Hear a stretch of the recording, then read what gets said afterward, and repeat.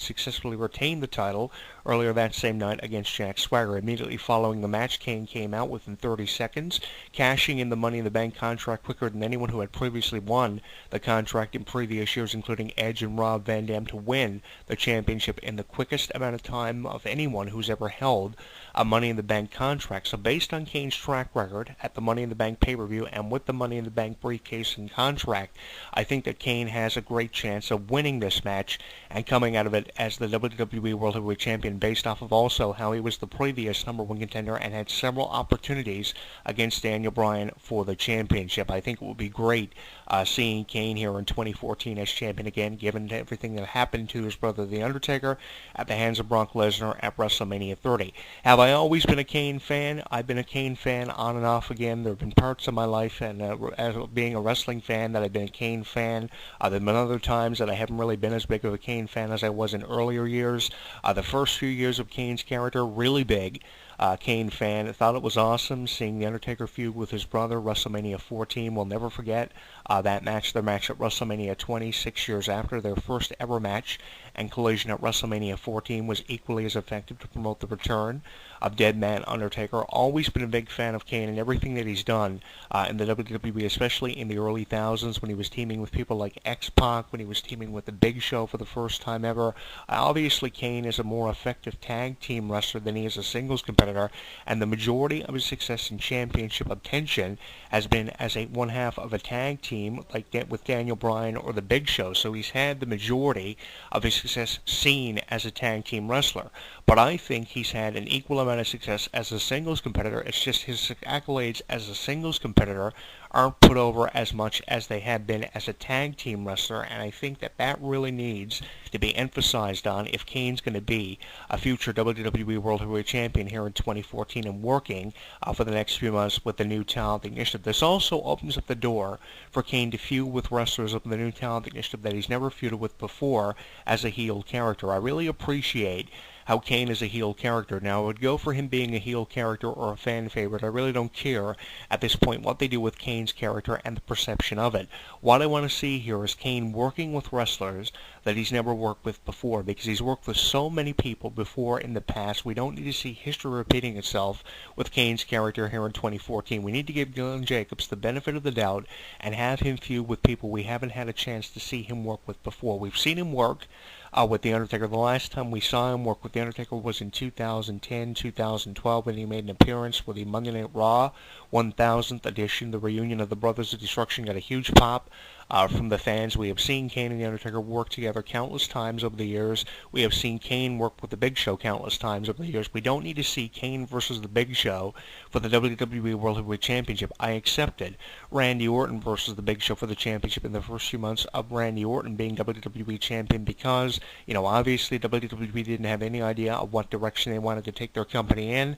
At the time, they were getting used to Triple H running the show after taking Vince McMahon off in 2011, 2012. So I appreciated the feud between The Big Show and Randy Orton. I wouldn't appreciate a feud between The Big Show and Kane as much as I did Orton and The Big Show, because we have seen Kane and The Big Show wrestle one-on-one, team up together so many times over the years. I would appreciate seeing Wade Barrett feuding with Kane for the championship more so here in 2014 than I would seeing Kane feud with The Big Show. We need to get away from Kane facing legends and start having him face New Talent Initiative wrestlers. Now, for the majority of the past 6 to 8 months, Kane has really put over the New Talent Initiative more so than he has done anything. But I really want to see Kane working with more wrestlers that he hasn't had a chance to work with. And I think that giving him the championship here in 2014 would not only just revitalize the Kane as champion back in 1998 or 2010 when he was WWE and World Heavyweight Champion. It wouldn't bring us just back to 1998 when Kane held the championship for just under 24 hours. But it would also give us a chance to see Kane work with wrestlers that he hasn't worked with before, and I think Kane would give us some of the most unpredictable storylines and moments as champion here in 2014. If Kane were to win the championship, I would go even as far to say that this would be the greatest reign Kane has had out of any championship reign he's had as WWE Champion, World Heavyweight Champion, Intercontinental Champion, Tag Team Champion in his entire career. And it will be one of the most talked about and one of the most unpredictable. It would certainly get the conversation factor up on social media, because it's been years since we have seen Kane as champion. And with Kane's fan base and support continuously growing, either as fan favorite or as a heel, I think that there will be no better choice than to give Kane the championship here in 2014. The connection Kane has always had with the WWE audience has been unbelievable, especially at live shows. If you've never had the chance to attend a WWE live event and really witness this connection Kane shares with fans, it's unlike anything that you will ever experience as a wrestling fan. I've had the chance multiple times to experience it live, and this connection that Kane has, no matter if he's a fan favorite or a heel with fans, is unbelievable. Kane can get numbers. I really think Kane can get numbers. If it's all about numbers for Triple H, Stephanie, Vince McMahon, the entire McMahon family, I think Kane can get the numbers that Daniel Bryan is getting now. It's just Kane needs to be in a creative storyline. WWE creative really need to work hard with Kane's character, because Kane has a lot of potential. It's just they're not working hard with Kane's character. They say take the mask off, put the mask on again, take it off again, put it on again. They're reverting all the time, going back to what works with Kane. I appreciate the fact they keep going back to the mask of Kane, but the thing is, history is repeating itself a little bit too much with Kane's character. You know, Kane is always taking the mask off, putting the mask on again. They did it for the first time in 2003 in the summer of that year. He was lighting Jim Ross on fire. He was in the feud with Shane McMahon. He had Tombstone Linda McMahon. They did everything virtually possible to get the psychotic character of Kane over.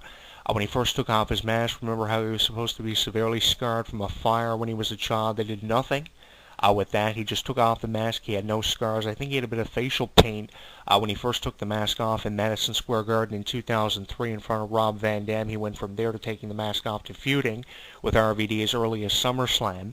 And ever since 2003, they've kind of been going back and forth with Kane, taking the mask off, putting the mask on, taking it off, putting it on.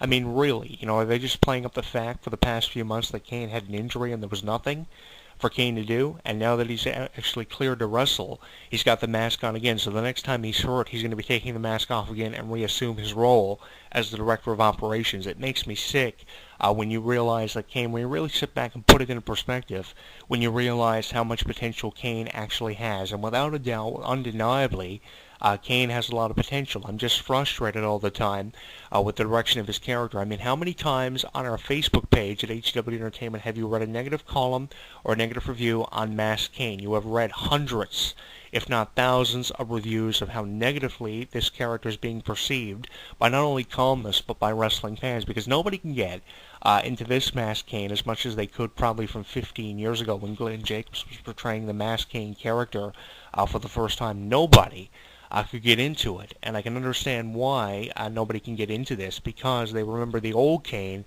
and that's what they want. They want the old Kane. They want the retro mask, the retro ring attire, the retro entrance music.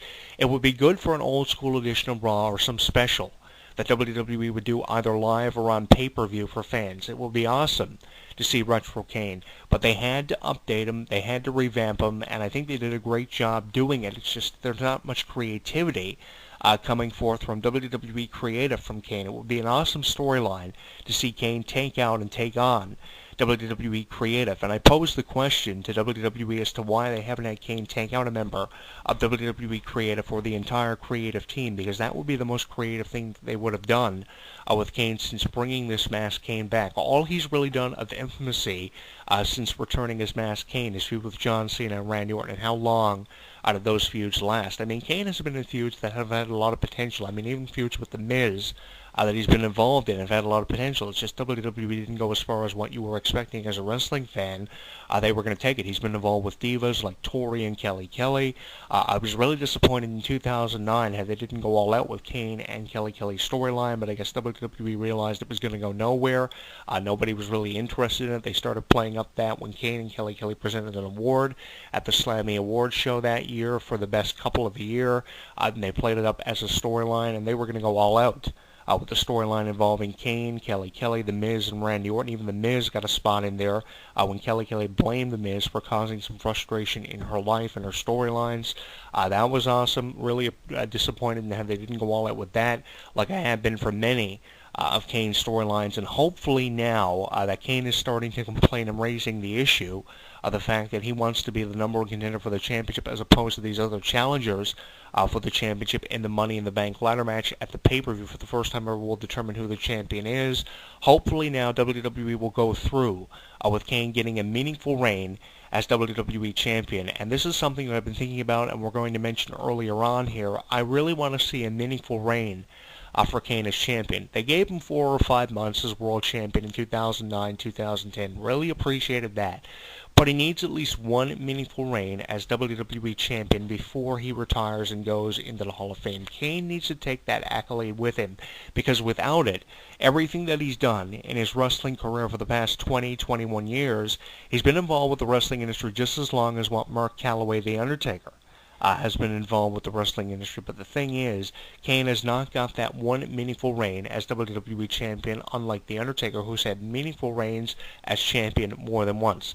Kane needs to take that with him into the Hall of Fame. Now, I said The Undertaker needed to take his WrestleMania undefeated streak with him into the Hall of Fame. Obviously, he's not going to do that because of the death of Paul Bearer, the circumstances of how Brock Lesnar had to sign a contract, and WWE had to negotiate with Brock Lesnar to keep him there and keep him satisfied. Obviously, Brock Lesnar was coming back with the purpose of being the one to go 21-1 against The Undertaker. There was just something about that monarch of 21-1 that just stood out, obviously, in the minds of WWE Creative and Triple H and Stephanie. Obviously, it was done that way. But I think that Kane needs to take a title with him, at least one championship, even if it's just one championship reign of meaningfulness with him into the Hall of Fame. Because if you look at his resume, I mean, he's former Intercontinental Champion, former World Champion, former Tag Team Champion, former Hardcore Champion. He's done it all. But the one thing that's eluded him his entire career is the WWE Championship in the way of meaningfulness. I mean, 24 hours as champion, yes. It'll go on the record books that he's held the championship, but he only defended it once, the next night on Raw. He won it at the King of the Ring and lost it the next night on Raw in a match against Stone Cold Steve Austin because of a rematch clause in Austin's contract. Why didn't they put it off until the following pay-per-view in July? Why didn't they put it off until Fully Loaded in 1998? That would have been awesome, seeing a rematch between Kane and Stone Cold from the King of the Ring. Why didn't they do that? Obviously, they felt as if Kane's character wasn't going to get as many high numbers as what The Undertaker's character did, or wasn't going to be as an effective character as what The Undertaker has. I mean, The Undertaker only wrestles now, what, 2 or 3 times a year, so you can kind of make an exception and put Kane in the position of The Undertaker. Obviously, that's the plan for WWE, and that's why they're having Kane doing all these crazy things like The Undertaker did years ago.